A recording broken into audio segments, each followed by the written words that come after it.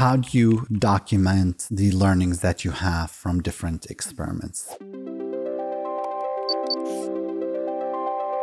By understanding two things. Every relationship you have with a company, with a client, has two goals. You're trying to help that company understand their customers better, and you're trying to make them more money, as raw and straightforward as that. That's the reason it's very important that you are documenting the learnings, because that is an amazing intellectual property that you have, especially as an agency, but also for the clients. They need to understand, here's what we've learned about our customers. Here's what works and here's what doesn't work. Our work as optimizers, as people who focus on experimentation, starts by identifying possible problems, correct? What we call your conversion optimization roadmap. It's a living document. You have a ton of items on it, you prioritize it, and you know that, okay, well, in the next 3 months, I'm going to hit those items. 3 months after that, I'm going to hit the next. After 6 months, you don't know exactly. You have a general idea, correct? The more you move into the future, because there's just too many factors that come into play. You have a general idea for what you're going to be working on, but things will change. Documenting that in an easy way, in an accessible way, is very critical for the success of the project, in a way that stakeholders from the company that you're working with, internal stakeholders from our side, are able to access that, are able to update it. To me, choosing the software, and we've tried so many different softwares, doesn't really matter. I have one criteria. Is it easy to access? Can I update it easily? We experimented with using Confluence. It was my suggestion to use Confluence to document the learnings, and it was a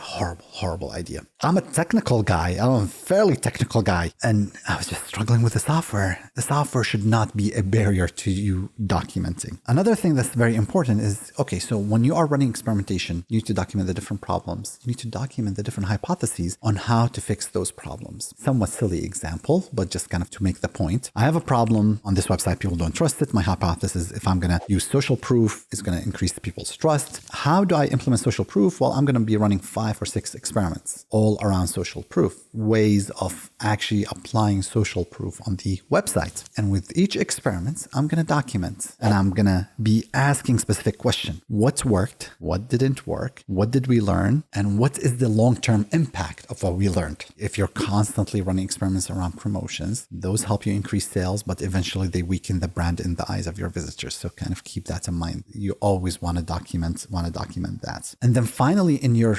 documentation, you want to keep in mind that you want to share and you want to excite. You want to share the learnings, because you can take those learnings and you can apply them across many different channels. The most amazing work that we've done is when we did experimentation online on different landing pages. And then we took the learnings from that and we said, you know what, your customers actually really like this type of offer. Why don't you try it in those newspaper inserts that you're doing? Newspaper inserts, inserted into newspapers. Those were inspired by the testing that we did on landing pages for online campaigns. And we saw an uplift in almost every campaign. Documenting helps you get people in the company excited. And that's, by the way, a very critical component to succeeding in conversion optimization. It's not enough that there is a sponsor, somebody who really loves your work, who brought you on, but you always have to keep them excited. How do you get them excited about the results? How do you, even more importantly, get them excited about actually participating in the process, coming up with testing ideas, experimentation, doing the analysis, asking interesting questions? I love what the teams, for example, at GoDaddy do. Every month, there's a time with the CEO where different teams show different experiments. Here's what we're thinking about testing. Here's the hypothesis behind it. Here are the treatments. Then a month later, they come and report. That's very powerful when the CEO is involved in the process. A final note